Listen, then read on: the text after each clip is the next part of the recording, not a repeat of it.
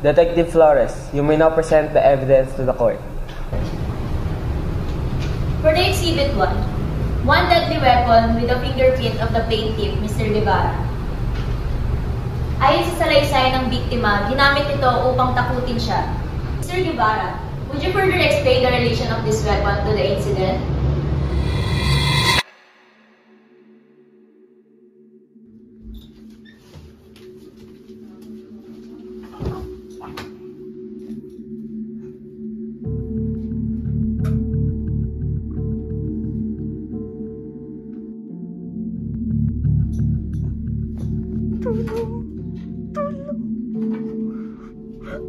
Sige, subukan mo.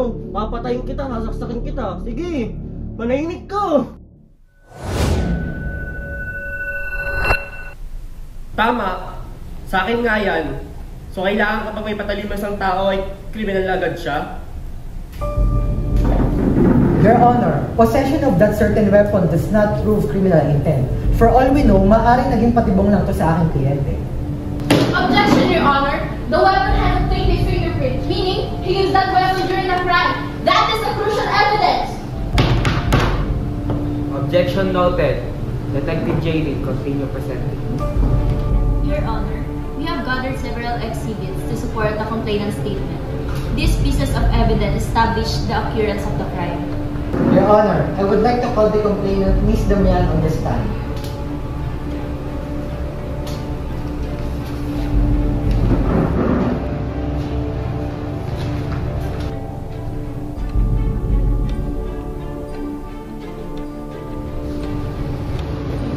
Ms. Damian, can you share what exactly happened when my client approached you?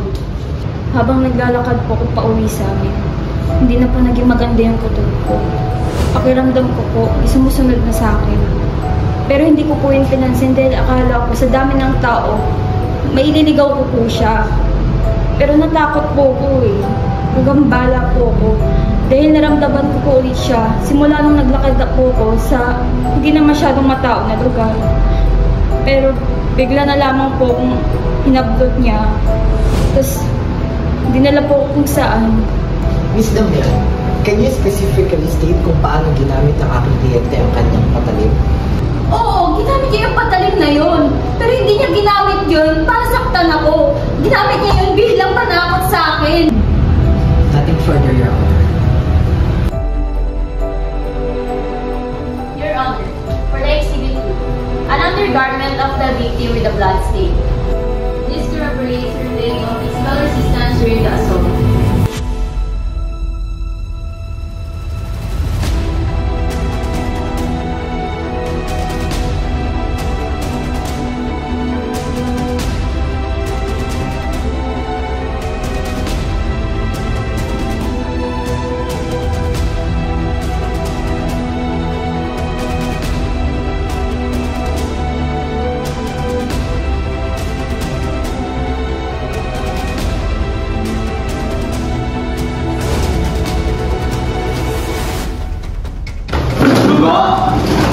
Baka naman kayo lang yan! Napakadaling ebidensya yan pag gusto mo magdrama! Ang dami mo Martin! Mr. Guevara, I will not tolerate such behavior in my courtroom. This is a serious matter, and your lack of respect is unacceptable and unapologetic. Detective, how can you verify na iyang stain ay galing na mismo sa oras ng insidente? Could it not have come from prior or unrelated event like menstruation? Objection, Your Honor. That line of questioning is irrelevant and attempting to discredit the victim's experience. I would like to call the complainant on the stand, please. Attorney Leo, you may proceed to your line of questioning.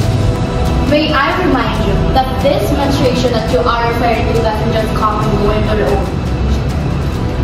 Ms. Damian, can I ask when you had your menstruation last month? As far as I know, lagi nag-i-start ang menstrual cycle ko every first week of the month. Specifically, what date did you have your menstruation for the last 2 months? Lagi po siya nagsisimula sa pangatlong araw ng buwan. Kung sa ikatlong araw ng buwan nagkakaroon ng aking kliyente na tinutukoy mong unrelated event na tulad ng menstruation, hindi maaaring magkaroon sa mismong krimen noong January 23 dahil malayo-malayo ito sa normal cycle ng aking kliyente. indictment. Nothing further, Your Honor.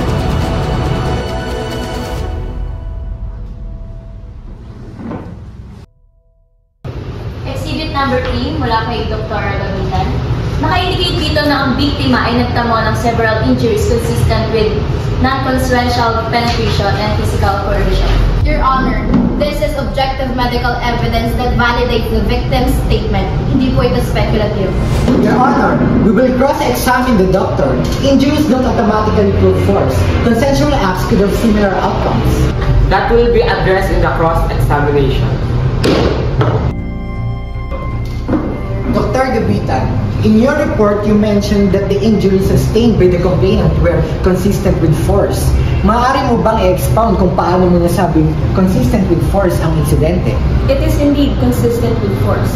Upon observing Ms. Damian's injuries, her bruises, lacerations, and signs of struggling are typical in cases of forced sexual acts.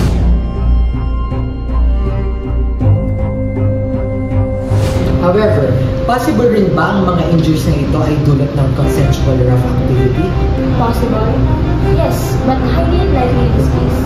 The presence of defensive wounds, especially in the arms, indicates resistance. Your Honor, the medical evidence are clear. Attempting to imply otherwise only delays the case. That is enough from both sides. Detective JD, your final statement. Your Honor, the evidence, physical, medical, and circumstantial, leads to one conclusion. Mr. Guevara is responsible, and Ms. Damian is telling the truth.